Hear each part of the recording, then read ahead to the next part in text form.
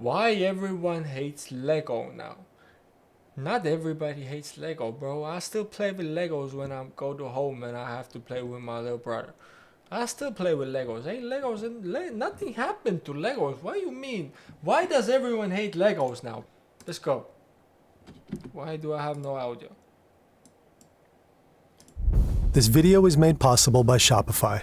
Lego is a global super brand. Facts. A system of thoroughly standardized building bricks marketed worldwide and controlled meticulously down to the tiniest detail. The once small Danish family workshop long ago grew into the largest toy manufacturer on the planet. A multi-billion-dollar company with decades of nearly non-stop revenue growth. But alongside that success, something else has been growing. Frustration. More and more fans are accusing Lego of abandoning its roots. Overpriced licensed sets. An increasingly aggressive branding policy. An army of lawyers ready to pounce. Color inconsistencies. Declining quality.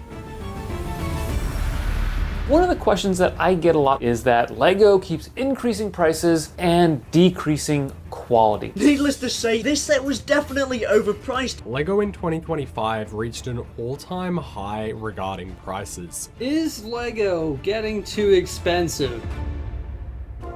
How did Lego get so big? And why are they suddenly getting so much hate? Game begin.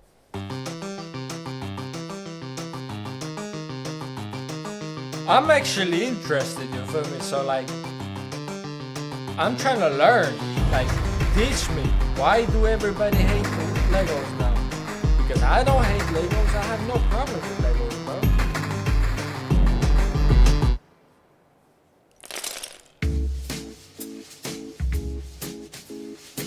Lego's story begins here, in a small carpentry workshop in Billund, Denmark.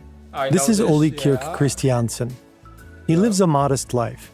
He's a father to 4 sons, raising them alone since his wife died after giving birth to his youngest. It's the 1930s, during the Great Depression, and life is tough. Business is slow and money tight. But Ole doesn't give up and starts designing wooden toys. His miniature products start to sell, well enough that he ends up shifting his entire business to making them. In 1936, he picks a fitting name for his thriving enterprise. In Danish, "leg godt" means play well, a phrase which ends up becoming Lego. His sons are always at his... Simple, elegant, it has a meaning. W, bro. Like, y'all don't understand. Like, getting the right name for the company or the product or whatever it is that has to have a name is so hard because it's just so hard. And Lego, bro, it works. I'm gonna be rambling the entire time if I just keep going. So let's watch the video. My bad. Side, helping out wherever they can. One of them is especially involved, Gottfried. He quickly becomes indispensable. At age 12, he's already keeping the company's books. At 14, he quits school and becomes an apprentice carpenter. Over time, he gets more and more involved in the family business. Then World War II breaks out, but Lego holds up surprisingly well. In dark times like these, children need toys more than ever. In the 1940s, Ole begins experimenting with a new material, plastic. After the war, he buys a British injection molding machine. He's curious what he can do with it and starts playing around. The machine comes with a set of sample pieces, including these stackable building blocks. They were designed by a British toy maker named Hilary Page, founder of the company Kiddicraft. He also holds the right to the design of these studded bricks. Ole is fascinated by them.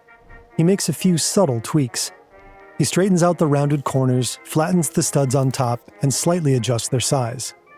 Then in 1949, he and his family released the first brick set of their own, the so-called automatic binding bricks. Ole designed them to be a well-made, durable, and well-thought-out toy at a reasonable price, not a luxury item.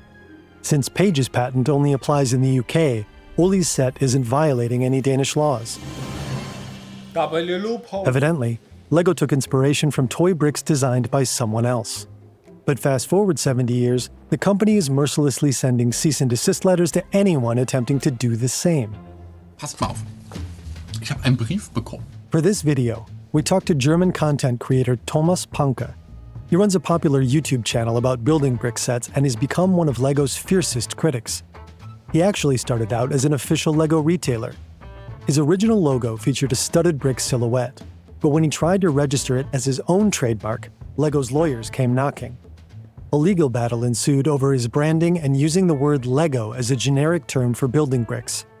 He was eventually forced to change his logo and walked away from working with the company. Generally, LEGO doesn't want other manufacturers of interlocking plastic toy bricks to use the word LEGO to advertise their products. Well, If the name were to it's become not a their- generic term Because it's not their product. Of course they don't want the other companies to use the word Lego in, because Lego is already known so well. But the other companies want to have that word Lego in their shit because they know that the population knows Lego, and if they have Lego in their name, they're gonna be more appealing to a certain audience who are looking to buy something in that category. That made no sense. I should really shut up. My bad. for these bricks. It's late. It's 4 a.m. No, 3 a.m. for me. And I'm pulling an all-nighter because I have not streamed for an entire month. Crazy. Including Crazy. low-quality ones, then that could damage the company's reputation. LEGO might no longer be able to clearly set itself apart from its competitors. Also die wollen ja alleine sein im Markt. Und dann möchtest du nicht, dass andere auch Lego genannt werden, dass man Gattungsbegriff ist, sondern man möchte die Einzigen sein. In a worst-case scenario, LEGO becoming a generic term could cost the company its trademark protection. So LEGO doesn't just go after YouTubers. They also sue other businesses. A Dutch manufacturer of concrete blocks described its studded block system as comparable to Lego bricks on its website. LEGO noticed and sued in 2025, explicitly demanding they stop using the word Lego in connection with their products. The construction company argued that LEGO suffered no real damage. After all, no 8-year-old child had ever been spoiled by his parents with a 2,500-kilo concrete block because they had asked for Lego. But a Dutch court eventually ruled in LEGO's favor. The construction company can no longer use the name LEGO on its website. LEGO is doing everything in their power to protect their brand. Other YouTubers we talk to think you can't blame them for operating just like any other large company. This might not sit right with some, because they still view LEGO as a traditional family business, responsible for cherished childhood memories. Then those people are idiots. It's a business. They are making toys. They are making money because people want to buy their product.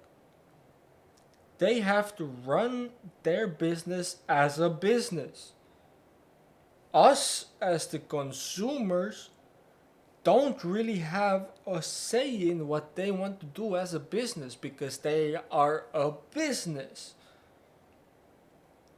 And if there are people in this world who don't understand that businesses and not just businesses, other people's way of doing shit is different from how they envision it, it's because everyone has their right to do whatever the fuck they want if it's according to the laws. That's the truth. Free will is just you can do whatever the fuck you want. Just don't go over the moral and lawful borders. That's it. But in truth, the company long ago transformed into a global corporation with an appropriately sized legal team. For decades, LEGO has fought to control its identity while turning into this empire. It's a dilemma modern founders face too. How do you scale sustainably while staying in control? That's where today's sponsor, Shopify, comes in. Sell where Shopify opens the parts. Customers today go to ShopLedge. I'm sorry, Fern. Imagine being... No!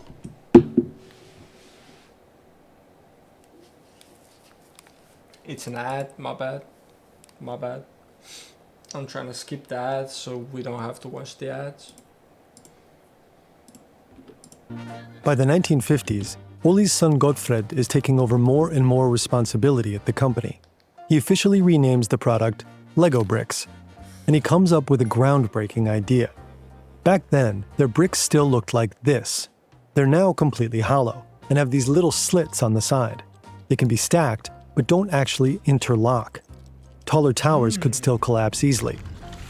So Gottfried incorporates these little hollow tubes into the brick's underside. On January 28, 1958, he files a patent for the new design. The side slits disappear as well. The Lego brick as we know it today is born. W invention. A few weeks later, Gottfried's father Oli passes away. But the founder's death doesn't slow down the family business. If anything, this is the moment Lego really starts taking off. Gottfried pins down the 6 guiding principles of Lego and distributes them to retailers. The toy has to be compact, reasonably priced, and durable. It's meant to be timeless, easily distributed, and suitable for all children regardless of age and gender. The new Lego boxes and building instructions illustrate what you can build, but also encourage alternate builds and creativity. All sets can be combined with each other. The bricks you bought years ago will fit perfectly with the bricks you buy today and those you'll buy tomorrow. Gottfried calls it the Lego system in play.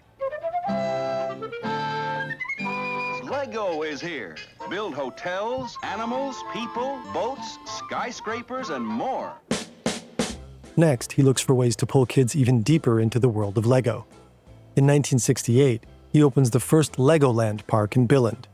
It's a passion project for him and a milestone for the brand.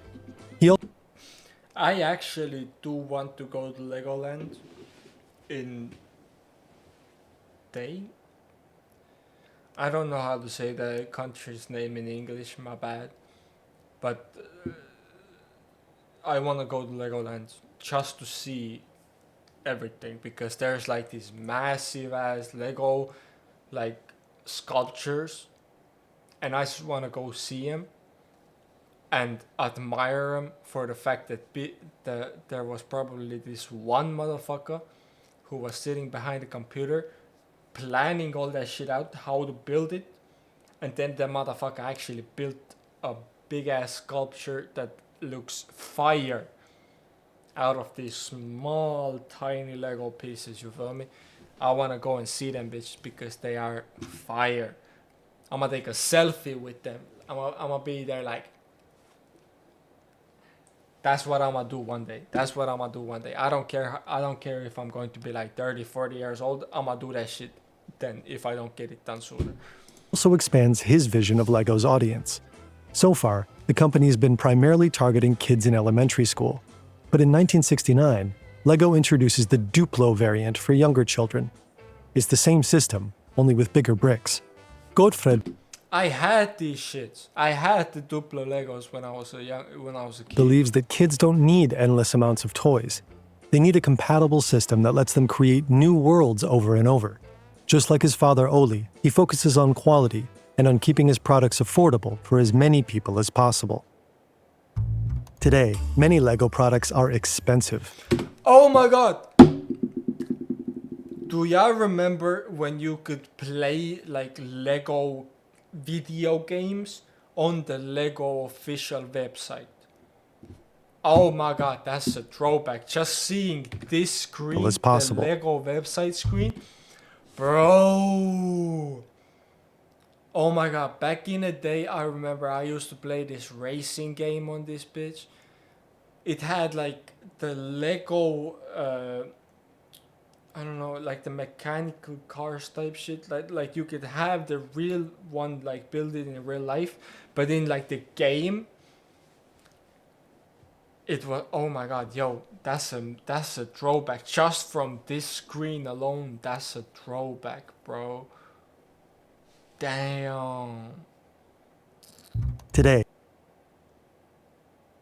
There was a whole other section. There was like shop, discover, help, Lego games, or many Lego products are expensive.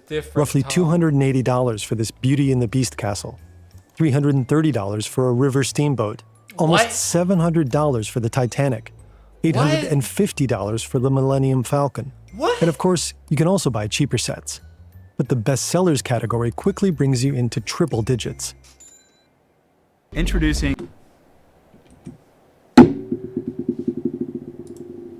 You're trying to tell me there are people who pay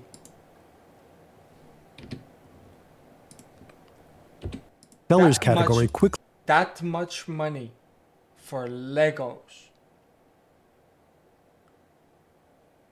I didn't even know Legos was this expensive. brings you into triple digits. LEGO itself claims that set prices hinge on several factors: on the number of pieces in the set, on how many new molds were required for their forms, and on the cost of licensing characters from other brands and companies. This crawler crane, for example, is a licensed product from the German-Swiss equipment manufacturer Liebherr. It's part of the LEGO Technic line, has 2,883 pieces, and will cost you $700. To be fair, big sets are more expensive, licensed sets even more so. And it's also explicitly marketed as for adults. If you break the set down to price per piece, you're paying about 24 cents per element. That ratio isn't the perfect metric. It doesn't factor in things like minifigures, which can increase a set's value. It also doesn't reflect the complexity of the build. Still, the price per piece ratio helps compare sets against each other. The Millennium Falcon works out to about 11 cents per piece. But this Star Wars set has many fewer parts and comes in at 18 cents per piece. And this bonsai tree has no license, only around 470 pieces, and comes in at 12 cents per piece. LEGO's pricing isn't exactly consistent by this metric, but it's still fair to say that licensed sets generally tend to be more expensive than non-licensed sets. And, on average, sets today do cost more than they did 10 or 20 years ago, but the average number of pieces has also gone up. Adjusted for inflation, LEGO's average price per piece has stayed relatively stable. Many modern sets are far more intricate and complex. That means the individual pieces are often smaller. The real key is that LEGO specifically tailors its pricing to different target groups. Kids mostly see a toy. Parents see a gift that feels both safe and familiar. But other adults see collectibles. No matter how expensive a LEGO set is, there always seems to be a market for it. But it took a long time before the company could charge prices like this.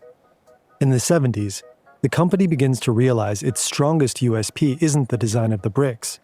It's the worlds you can build with them.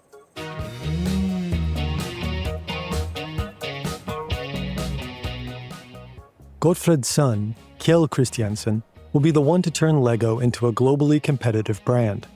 Like his father, Kjell grows up inside the family business. He also ends up gradually taking on more and more responsibility. And during the 70s, he comes up with one brilliant idea after another. Up until now, LEGO sets have been rather simple. The product range consists mostly of houses and vehicles. But now, Kjell introduces themed sets, entire worlds for kids to dive into and get creative. And with them come the new minifigures, which are still patented by LEGO today. They're LEGO's answer to German competitor Playmobil. The minifigures instantly make Oh my god, Playmobil? They're LEGO's answer to German competitor Playmobil.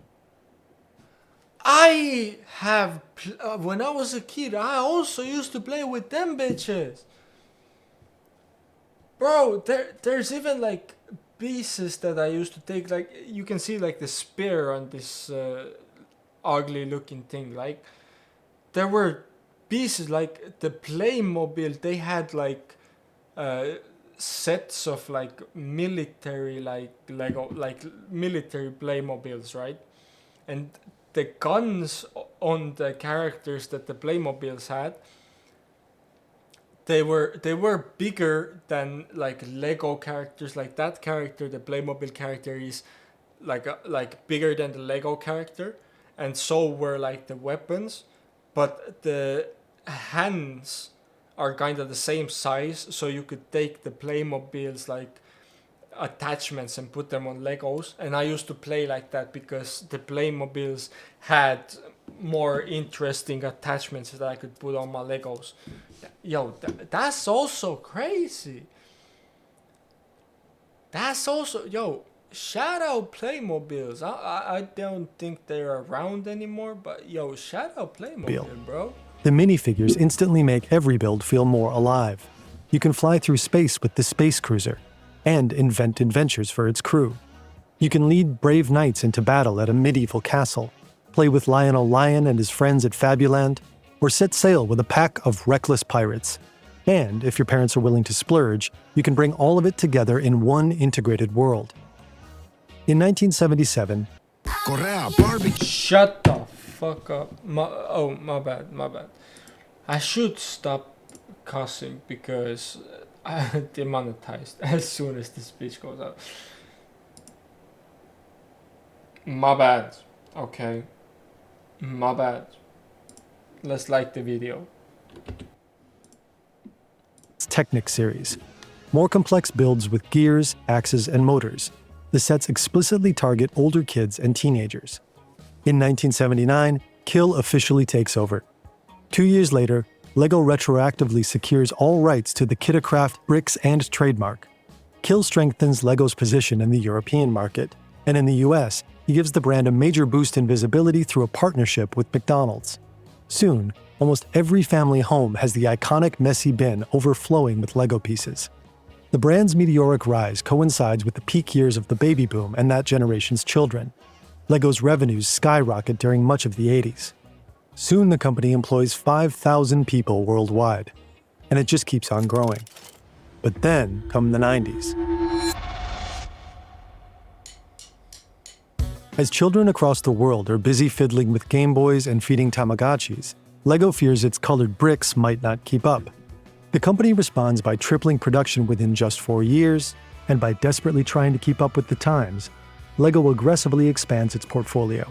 It introduces clothing lines, jewelry, and opens new Legoland theme parks in England and the US. The brand even takes a shot at video games. But many of the And the video games were fire!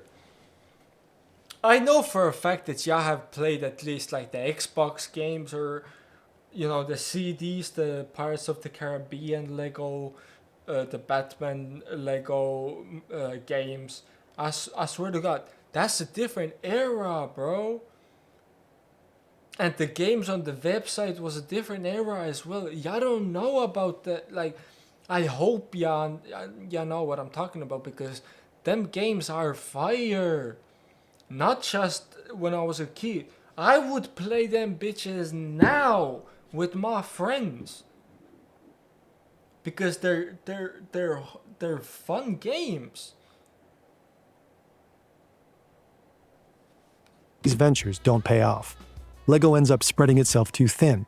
Too many product lines, soaring production costs, plateauing sales, and declining profits. LEGO enters a downward spiral. In 1998, the company reports its first ever loss.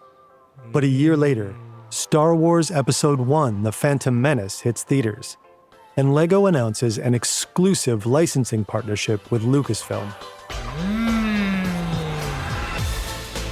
W comeback. Star Wars is still like a big thing. Everyone knows Star Wars. But back then when it came out, Star Wars was the everything to anyone who's knew what Star Wars was. And hey, that's a W business move. Combining Star Wars and Legos, that's a W business move. The Star Wars sets are an instant hit. Suddenly, fans can take home pieces of their favorite universe, rebuild it, and reenact iconic scenes. In the early 2000s, LEGO also launches the Bionicle series, which becomes a massive success in the US. But the company also introduces new products that many users feel are too simplistic, like the Galador series. The figures are composed of just a handful of parts. Kids can skip the entire building process and go straight to playing. In that era, some consumers walked into toy stores and didn't recognize the LEGO section, even while standing right in front of it. Star Wars and Bionicle aren't enough to save the company. By 2003, LEGO is facing bankruptcy, reporting a staggering $238 million loss. Damn. Dark days for the Danish toy empire. To get out of this crisis, LEGO will make a series of drastic changes, many of which will shape the company today. I have noticed and seen a lot more and more that LEGO is also unfortunately taking a couple of steps back when it comes to quality. For a long time, LEGO was synonymous with high-quality products at fair prices. But recently, more and more fans have started complaining about declining quality. especially given how expensive many sets have become. One recurring critique calls out noticeable color inconsistencies between Lego bricks. His darn eyebrow! It's the wrong color, and I'm telling you, on camera, it looks about the same as it does in real life, and to me, that's just really unacceptable. Lego says these variations can occur because the company is recycling old pieces to become more eco-friendly. Others are frustrated by sloppy or downgraded minifigure prints. Feel like majority of the minifigures have definitely been knocked down. Some fans feel the company is cutting corners in the wrong places.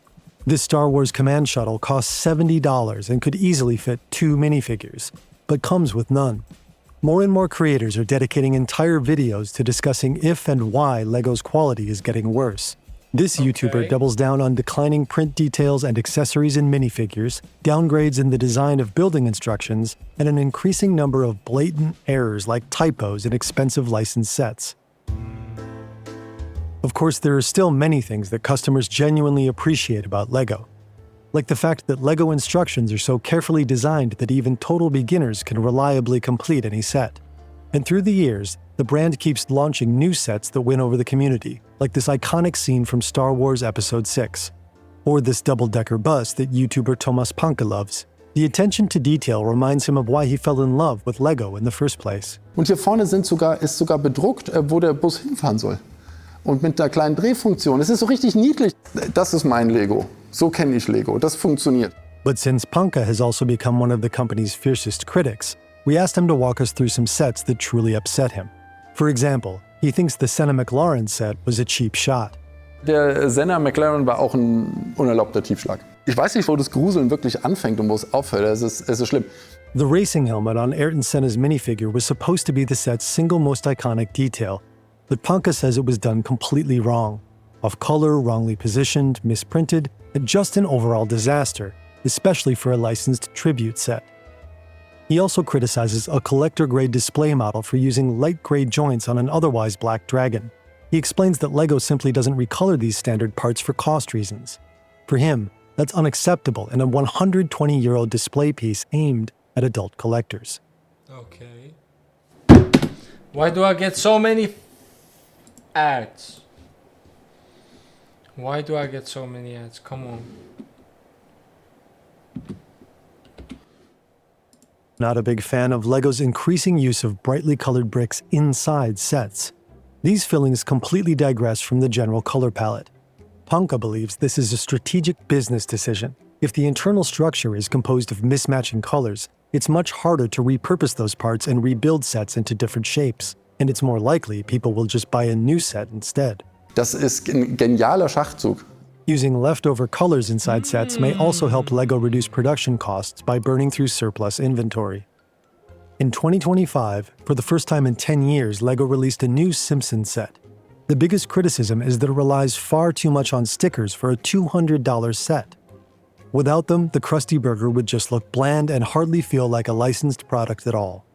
This 1,600 Lego piece model will retail for $200, which, considering the average price per piece ratio on Lego sets, makes this one overpriced. Either the IP license, some new minifigure parts, definitely not prints as 95% of decorations are stickers, are driving the price up more than it normally should. Okay. Meanwhile, Lego is starting to face more competition. In 1978, Lego's patent for its building brick expired. The company tried to protect the stud and tube design through trademark law.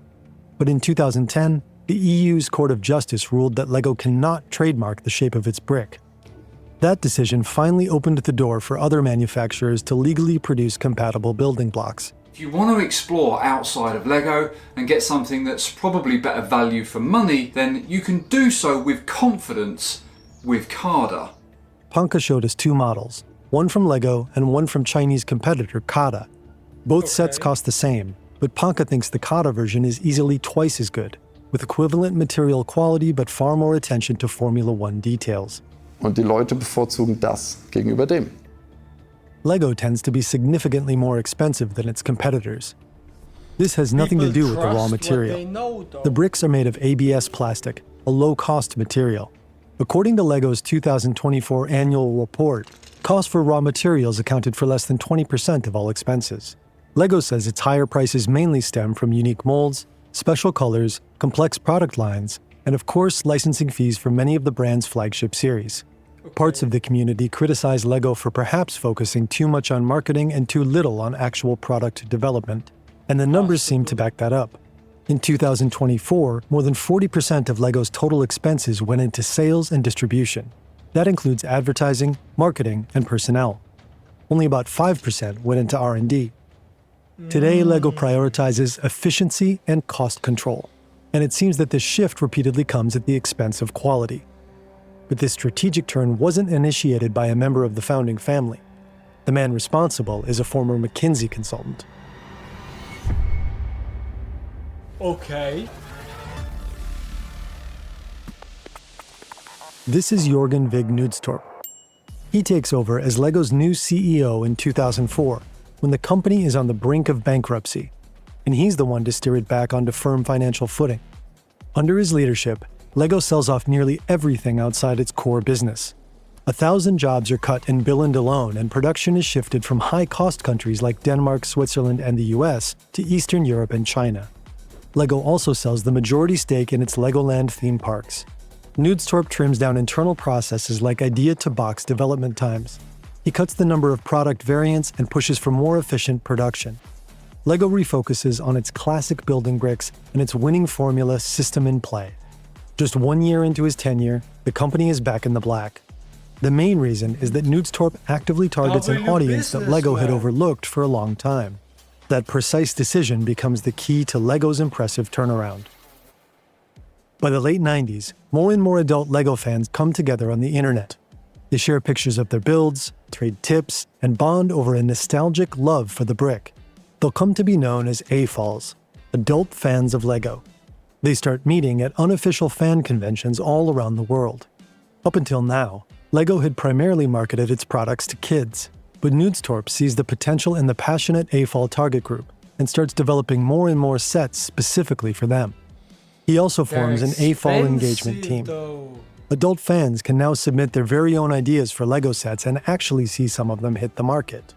Since 2014, LEGO fans around the world are able to submit their own designs through a program called LEGO Ideas. If a fan-created set is chosen to be made into an official LEGO set, the creator gets 1% of the product's net sales. Bro. Yo. Business idea. 1% of total net sales? Bro.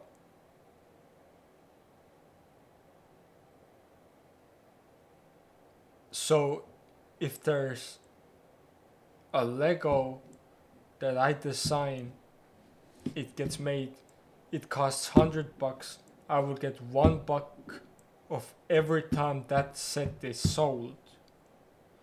Bro, there are people whose ideas have been taken and made into actual Lego sets. They are probably making bank of that shit. You know how many Lego sets get sold? Yo, I might actually need to design a good Lego set and submit that. AFOLs prove to be an absolute jackpot for LEGO. They're passionate, loyal, and they finally have the cash to treat themselves to things they couldn't as kids. AFOLs don't just faithfully buy the most recent sets. Many of them spend absurd amounts of money on rare collector's items. Some of these sets are traded off market for 4 or even 5 figures. Rare collector's items. Some of these sets are traded off market for 4 or even 5-figure sums.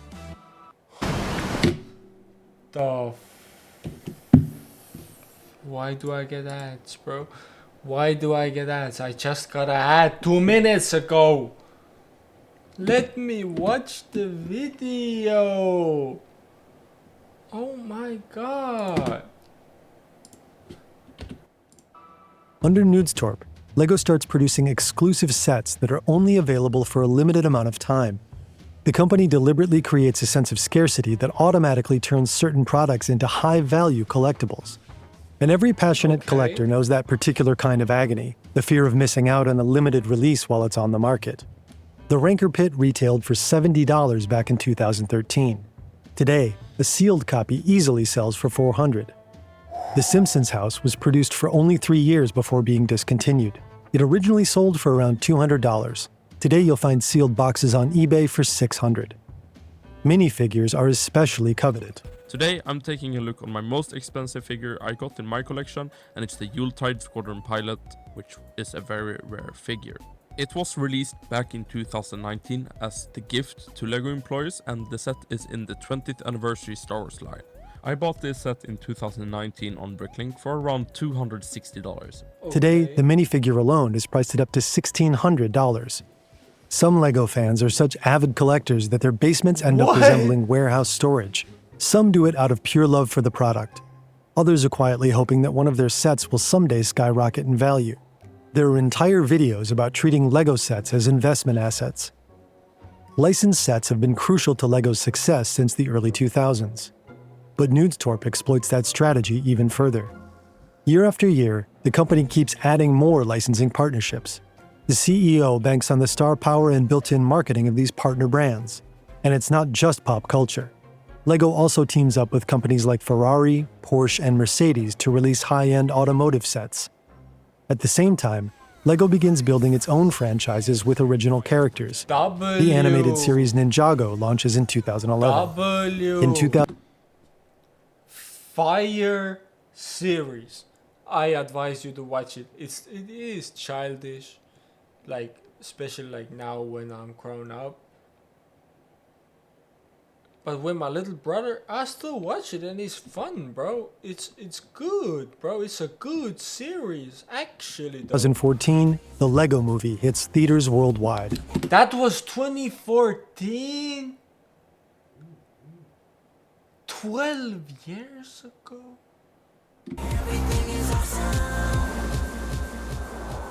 It's perfect marketing for LEGO. 100 minutes of brand exposure wrapped in a fun animation blockbuster.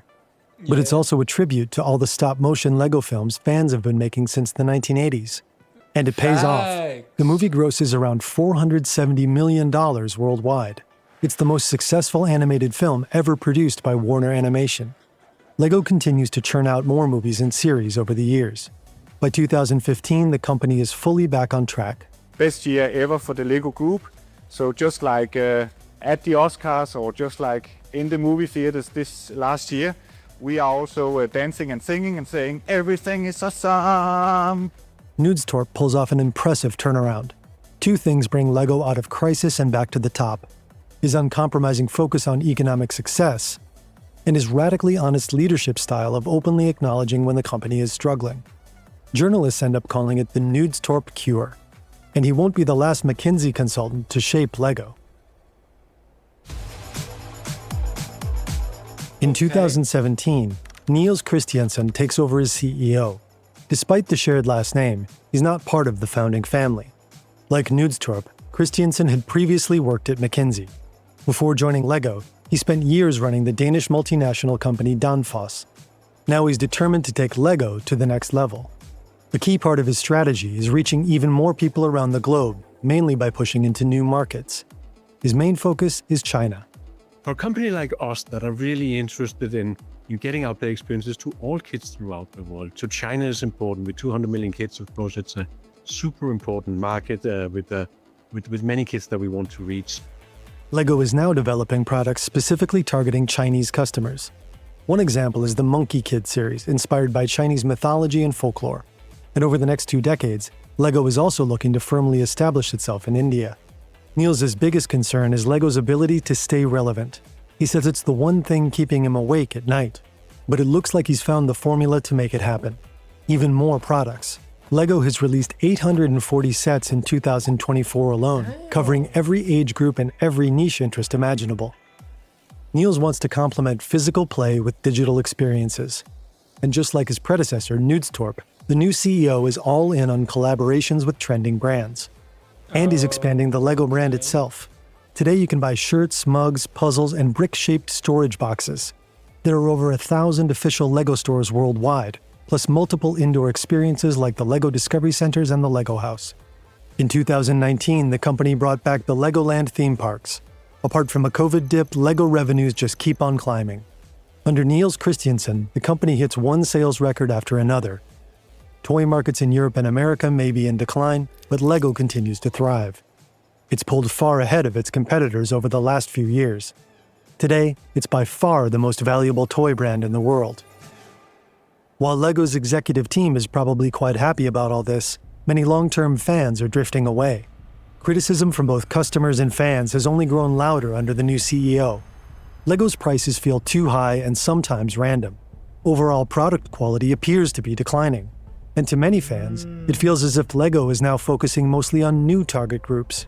Many believe that LEGO's success relies not so much on the quality of its current products, but more on the cherished childhood memories associated with the brand. We reached out to LEGO for comment on all of these concerns, but never heard back. LEGO doesn't just sell toy bricks. It sells a feeling. Almost no other company in the world is so effective at monetizing nostalgia. But what nostalgic feeling will future generations of customers associate with LEGO? Maybe it'll be their own movie and TV show heroes. And maybe strong licensing deals will forever be enough. Or maybe not. Shut up! Why do you keep putting ads on my videos? Yo, double video, Fern. I actually didn't know that Legos was this expensive nowadays. Bro, what? I can understand why everyone started, like, why the video title is why everyone hates Lego. Bro, if it's $700 for a toy, that's too much. Honestly, that's too much. I ain't gonna cap, that's too much.